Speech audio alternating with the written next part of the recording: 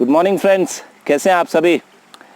आज रेस्क्यू के लिए कॉल आया था और एक हमने बोआ रेस्क्यू किया, तो हमने रिलीज़ कर दिया उसको और उसके ऊपर कोई डेडिकेटेड वीडियो हमने बनाया नहीं, क्योंकि बोआ के ऊपर बहुत सारे वीडियोस हमने बना लिए।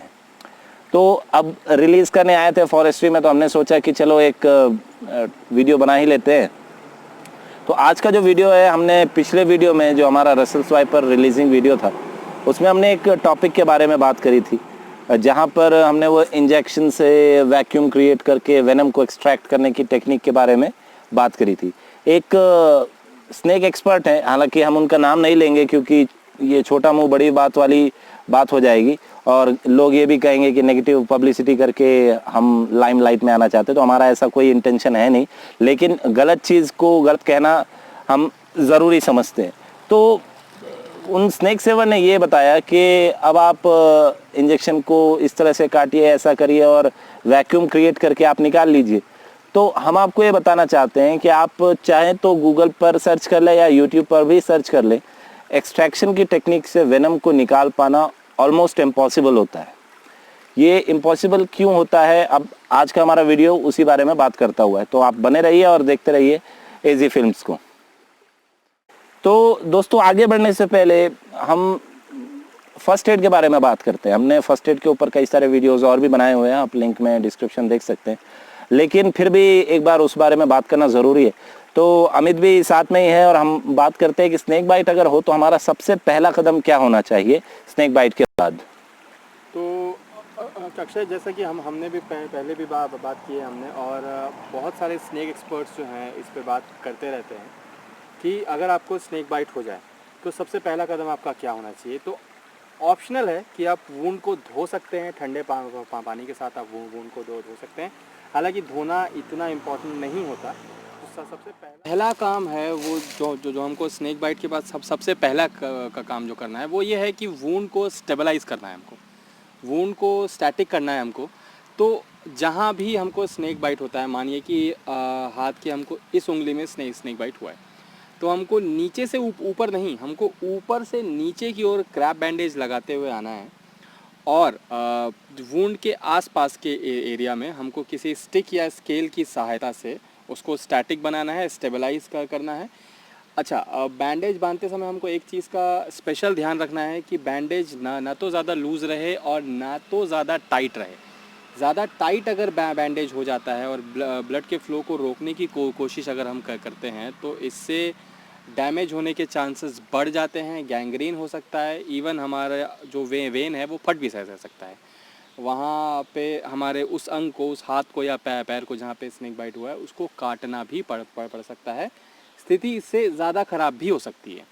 तो पहला काम तो आप ये कर लीजिए। और ज़्यादा इम्पोर्टेंट जो बात है वो ये है कि जिस भी व्यक्ति को स्नेक बाइट हुआ है, सबसे पहले तो उसको भीड़ से अलग किया जाए, भीड़ ना रहे उसके आसपास, और उसको डराने का प्रयास ज़रा भी ना किया जाए। हालांकि अगर मैं ये कहूँ तो गलत नहीं होगा कि अगर वो आदमी ज़्यादा जानकार नहीं है तो उसको ये बताया जाए कि जिस भी सांप ने उसको काटा है वो जहरीला नहीं है। मैं जानता हूँ ये झूठ होगा, लेकिन ये झूठ कई बार उसकी जान बचाने में कारगर साबित हो सकता है। एक प्लेसिबो इफ़ेक्ट उसके दिमाग में पैदा होगा और इससे उसको हिम्मत में मिलेगी, जिससे उसके बच पाने के चांसेस बहुत बढ़ जाएंगे। और आपको बिना कोई समय वेस्ट किए जल्दी से जल्दी हॉस्पिटल पहुंचना है, वहां आपको AVS लेना है। यही सांप के काटे का एकमात्र इलाज है। देखिए, अमित ने जैसे कहा, इमोबलाइज करना वुंड को ज़रूरी होता है। वुंड को अगर आप, मनोज पॉज करो। देखिए, अमित ने जैसा कहा कि वुंड को इमोबलाइज करना, यानी कि हाथ या जहाँ पे भी आपको चोट लगी है उस एरिया को मूवमेंट ना करने देना ज़रूरी होता है। और इसके लिए जो बैंडेजिंग आपको करनी होती है उसमें एक टेक्निक होती है, कंप्रेशन टेक्निक। कंप्रेशन टेक्निक क्या है, हम आपको अभी बताते हैं। हमारे पास एक रुमाल पड़ा हुआ है, तो फ़र्ज़ करिए कि आपको बाइट जो है वो इस क्षेत्र में होती है। मनोज से मैं थोड़ा सा रिक्वेस्ट करूँगा कि थोड़ा सा कैमरा को सामने लेके आएँ।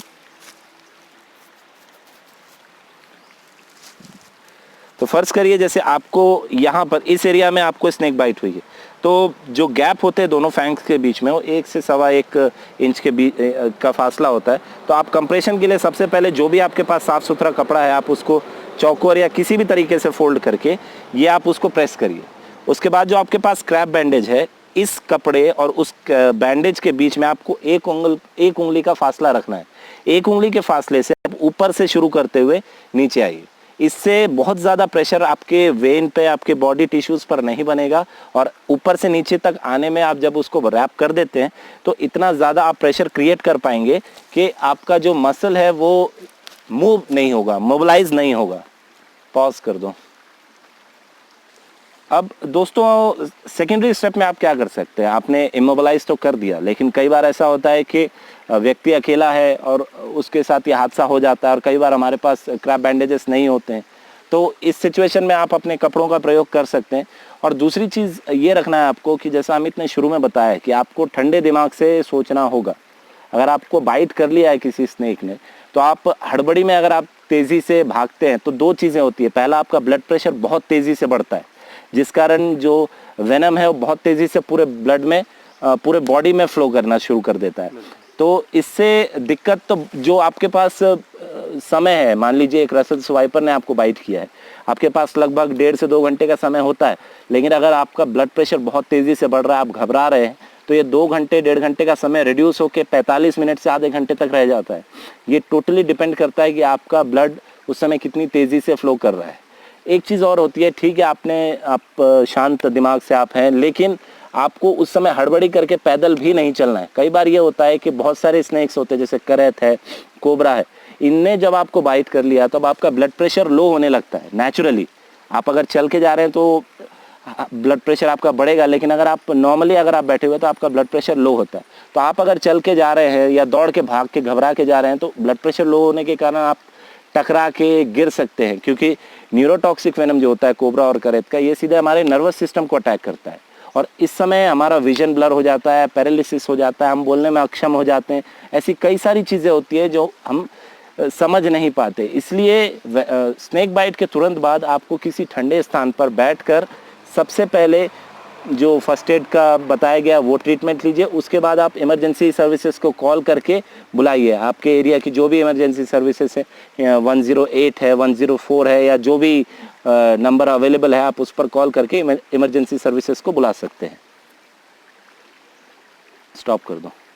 ऐसा कहा कि वुंड को इमोबिलाइज करना, यानी कि हाथ या जहाँ पे भी आपको चोट लगी है उस एरिया को मूवमेंट ना करने देना ज़रूरी होता है। और इसके लिए जो बैंडेजिंग आपको करनी होती है उसमें एक टेक्निक होती है, कंप्रेशन टेक्निक। कंप्रेशन टेक्निक क्या है हम आपको अभी बताते हैं। हमारे पास एक रुमाल पड़ा हुआ है, तो फ़र्ज़ करिए कि आपको बाइट जो है वो इस क्षेत्र में होती है। मनोज से मैं थोड़ा सा रिक्वेस्ट करूँगा कि थोड़ा सा कैमरा को सामने लेके आएँ। तो फ़र्ज़ करिए जैसे आपको यहाँ पर इस एरिया में आपको स्नेक बाइट हुई है, तो जो गैप होते हैं दोनों फैंग्स के बीच में वो 1 से 1.25 इंच के बीच का फासला होता है। तो आप कंप्रेशन के लिए सबसे पहले जो भी आपके पास साफ़ सुथरा कपड़ा है आप उसको चौकोर या किसी भी तरीके से फोल्ड करके ये आप उसको प्रेस करिए। उसके बाद जो आपके पास क्रैप बैंडेज है, इस कपड़े और उस बैंडेज के बीच में आपको एक उंगली का फासला रखना है। एक उंगली के फासले से आप ऊपर से शुरू करते हुए नीचे आइए। इससे बहुत ज़्यादा प्रेशर आपके वेन पे, आपके बॉडी टिश्यूज़ पर नहीं बनेगा और ऊपर से नीचे तक आने में आप जब उसको रैप कर देते हैं तो इतना ज़्यादा आप प्रेशर क्रिएट कर पाएंगे कि आपका जो मसल है वो मूव नहीं होगा, मोबिलाइज नहीं होगा। अब दोस्तों सेकेंडरी स्टेप में आप क्या कर सकते हैं, आपने इमोबिलाइज तो कर दिया, लेकिन कई बार ऐसा होता है कि व्यक्ति अकेला है और उसके साथ ये हादसा हो जाता है और कई बार हमारे पास क्रैप बैंडेजेस नहीं होते हैं। तो इस सिचुएशन में आप अपने कपड़ों का प्रयोग कर सकते हैं। और दूसरी चीज़ ये रखना है आपको कि जैसा अमित ने शुरू में बताया कि आपको ठंडे दिमाग से सोचना होगा। अगर आपको बाइट कर लिया है किसी स्नेक ने तो आप हड़बड़ी में अगर आप तेज़ी से भागते हैं तो दो चीज़ें होती है। पहला, आपका ब्लड प्रेशर बहुत तेज़ी से बढ़ता है, जिस कारण जो वेनम है वो बहुत तेज़ी से पूरे ब्लड में, पूरे बॉडी में फ्लो करना शुरू कर देता है। तो इससे दिक्कत तो जो आपके पास समय है, मान लीजिए एक रसल स्वाइपर ने आपको बाइट किया है, आपके पास लगभग 1.5 से 2 घंटे का समय होता है, लेकिन अगर आपका ब्लड प्रेशर बहुत तेज़ी से बढ़ रहा है, आप घबरा रहे हैं, तो ये 2 घंटे 1.5 घंटे का समय रिड्यूस होकर 45 मिनट से आधे घंटे तक रह जाता है। ये टोटली डिपेंड करता है कि आपका ब्लड उस समय कितनी तेज़ी से फ्लो कर रहा है। एक चीज़ और होती है, ठीक है आप शांत दिमाग से आप हैं, लेकिन आपको उस समय हड़बड़ी करके पैदल भी नहीं चलना है। कई बार ये होता है कि बहुत सारे स्नेक्स होते हैं, जैसे करैत है, कोबरा है, इनने जब आपको बाइट कर लिया तब आपका ब्लड प्रेशर लो होने लगता है नेचुरली। आप अगर चल के जा रहे हैं तो ब्लड प्रेशर आपका बढ़ेगा, लेकिन अगर आप नॉर्मली अगर आप बैठे हुए तो आपका ब्लड प्रेशर लो होता है। तो आप अगर चल के जा रहे हैं या दौड़ के भाग के घबरा के जा रहे हैं तो ब्लड प्रेशर लो होने के कारण आप टकरा के गिर सकते हैं, क्योंकि न्यूरोटॉक्सिक वेनम जो होता है कोबरा और करेत का, ये सीधे हमारे नर्वस सिस्टम को अटैक करता है और इस समय हमारा विजन ब्लर हो जाता है, पैरालिसिस हो जाता है, हम बोलने में अक्षम हो जाते हैं। ऐसी कई सारी चीज़ें होती है जो हम समझ नहीं पाते। इसलिए स्नेक बाइट के तुरंत बाद आपको किसी ठंडे स्थान पर बैठकर सबसे पहले जो फर्स्ट एड का बताया गया वो ट्रीटमेंट लीजिए। उसके बाद आप इमरजेंसी सर्विसेज को कॉल करके बुलाइए। आपके एरिया की जो भी इमरजेंसी सर्विसेज है, 108 है, 104 है, या जो भी नंबर अवेलेबल है, आप उस पर कॉल करके इमरजेंसी सर्विसेज को बुला सकते हैं। तो यहाँ पे अक्षय ने बताया कि आप क्या कर सकते हैं। जैसे ही आपको स्नेक बाइट होता है, आपको तुरंत इमरजेंसी सेवा को कॉल करना है और इमरजेंसी सेवा के पहुँचने तक जो गैप, जो समय आपको मिलता है, उसमें आप ये फर्स्ट एड जो है वो अपना सकते हैं, कर सकते हैं। इससे जो है थोड़ा सा समय आपको और मिल जाता है। लेकिन स्नेक बाइट का एकमात्र जो इलाज है, श्योर शॉट इलाज है, वो AVS ही है, जो आपको हॉस्पिटल में ही मिल सकता है। झाड़ फूक या ओझा के चक्कर में आप बिल्कुल ना पड़े, इससे सिर्फ और सिर्फ मौत होगी, इसके सिवाय और कुछ नहीं। तो वीडियो के प्रारंभ में जिस टेक्निक पे हम बात कर रहे थे, या जिस टेक्निक के बारे में हमने बताया था आपको कि एक्सट्रैक्शन की टेक्निक, कि क्या एक इंजेक्शन को काट के और उसके थ्रू वैक्यूम क्रिएट करके क्या स्नेक वेनम को एक्सट्रैक्ट किया जा सकता है। तो ये सवाल हम अक्षय जी से पूछते हैं कि क्या ये टेक्निक काम कर सकती है और क्या इस टेक्निक से हमें एडिशनल समय मिल सकता है क्या? ये इंजेक्शन की जो एक्सट्रैक्टिंग टेक्निक है, ये वैक्यूम के प्रिंसिपल पे काम करती है। अब एक चीज़ हमको यहाँ समझना ज़रूरी है कि स्टिंग किस तरीके का है। क्या वो सांप की बाइट फैंग से हुई है, या मधुमक्खी का डंक है, या वास्प जो ततैया जिसको कहा जाता है उसका डंक है। डिपेंड करता है। ये एक्सट्रैक्शन जो किट्स आती हैं ऑनलाइन भी अवेलेबल है और बहुत सारे स्नेक रेस्क्यूअर्स भी रखते हैं इस किट को। हालांकि वो खुद ही मानते हैं कि ये सारी चीज़ें इस्तेमाल के लायक होती नहीं है। एक और चीज़ मैं यहाँ पे ऐड करना चाहूँगा कि अभी हमारे एक एक्सपर्ट स्नेक एक्सपर्ट थे, उनको स्नेक बाइट हुई थी, जिनके पास AVS भी था और ये एक्सट्रैक्शन किट भी थी। लेकिन उन्होंने एक्सट्रैक्शन किट का यूज़ ना करते हुए AVS सबसे पहले लिया। इवन एक्सट्रैक्शन किट का शायद उन्होंने इस्तेमाल भी नहीं किया था। तो ये उनके पास, क्योंकि एक्सट्रैक्शन किट अवेलेबल थी लेकिन साथ ही साथ एंटीवेनम सीरम भी था, तो आखिर में आपको जाके एंटीवेनम सीरम ही लेना है, इसलिए उन्होंने शुरुआत में एंटीवेनम सीरम ही लिया, जो कि जिस कारण ही उनकी जान बच पाई। हालांकि अभी भी वो तकलीफ में है और 2-3 महीने तक उनका इलाज कंटिन्यूसली चलेगा। तो हम बात कर रहे थे कि इसमें क्यों एक्सट्रैक्शन किट्स कारगर नहीं है। साइंटिफिकली अगर हम बात करें तो हमारी स्किन में कई सारी लेयर्स होती है। सांपों के दांत बड़े होते हैं, छोटे होते हैं, अलग अलग साइज़ के, अलग अलग सांपों के अलग अलग दांत होते हैं। मधुमक्खियों का या ततैयों का जो डंक होता है वो हमारी स्किन को पूरा पेनिट्रेट नहीं कर पाता। आपने देखा होगा कई बार जब हम चोट लग जाती है, या अब अलमारी के या दरवाज़ों के बीच में या कुंडी में हमारी स्किन फंस जाती है, तब हम वहाँ से स्किन निकालते हैं तो अंदर एक और लेयर होती है स्किन की। तो मधुमक्खी या ततैये जब काटते हैं तो वो स्किन की उसी लेयर तक पहुँच पाते हैं, यानी कि मेन ब्लड स्ट्रीम है वहाँ तक वो नहीं पहुँच रहा है उनका वेनम। इसलिए आपने देखा होगा जैसे ही मधुमक्खी या ततैया काटता है, तुरंत आपका जो लोकल एरिया है वहाँ पे सूजन जलन तुरंत ही चालू हो जाती है। सांप का जो वेनम है वो अपने बड़े बड़े फैंग्स जो होते हैं वो सीधा उस डर्मिस एपिडर्मिस दोनों लेयर को जो स्किन की होती हैं उनको पेनिट्रेट करके आपके मसल्स पर हमला करता है। अब देखिए यहाँ पर एक चीज़ गौर करने वाली है कि बाइट कहाँ पर हुई है। हमारे बॉडी में ऐसे कई सारे ऑर्गन्स हैं, कई सारे ऐसे बॉडी पार्ट्स हैं जो बहुत ही ज़्यादा मसल्स जहाँ पे होते हैं। जैसे अगर मैं आपको शो करूँ तो ये काफ मसल होता है। यहाँ पे अगर मेरे स्नेक बाइट होती है तो मैं यहाँ एक्सट्रैक्ट करने का कोई फ़ायदा नहीं है, क्योंकि वेनम सीधा मसल में जाके मिल जाता है और वहाँ से मेन ब्लड स्ट्रीम में चला जाता है। यही अगर यहाँ पे होता है टोज़ वगैरह में, तो यहाँ मसल्स कम है, यहाँ कोशिश करके हम कुछ पोर्शन एक्सट्रैक्ट कर सकते हैं, लेकिन तब भी एंटीवेनम की ज़रूरत पड़ेगी। तो स्नेक बाइट के बाद इंजेक्शन तभी कारगर सिद्ध हो सकता है जब वो ऐसे एरिया में उसने बाइट की हो जहाँ मसल्स बहुत कम हो, और ऐसा एरिया पूरे बॉडी में देख पाना मेरे ख्याल में मुश्किल है। हमारे हर बॉडी पार्ट में मसल होता ही है।